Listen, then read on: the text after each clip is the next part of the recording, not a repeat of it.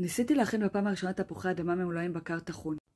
קילפתי תפוחי אדמה אותם הרתחתי. כמובן בדקתי שהם מבושלים היטב.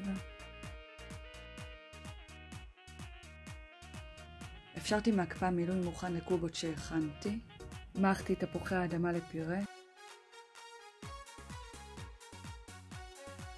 הכנתי ביצים קשות, אותם קצצתי. אליהם הוספתי את מלית הבשר, נדבתי, וכפי שתראו כעת, ההכנה מאוד מאוד פשוטה. שיטחתי את הפירה, מילאתי עם המלית, כיסיתי עם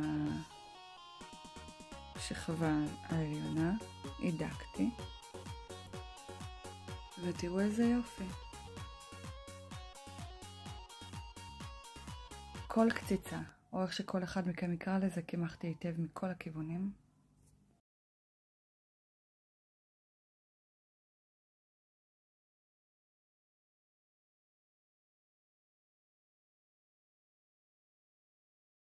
לאחר שקימחתי הכל, לקחתי 4 ביצים, הוספתי כף רסק עגבניות, מעט מלח, ערבבתי היטב, ממש היטב.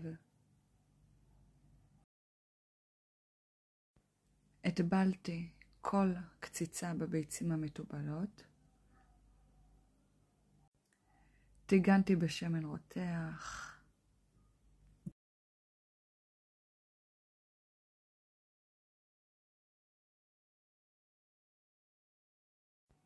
משני צידיו. הנה מוכן. בואו ניתן. כבר בירכתי, אז אין צורך לברך עכשיו, אני רק אראה לכם. אכלתי, טעמתי, יצא וואו, טעים, משהו מיוחד, כדאי לכם לנסות.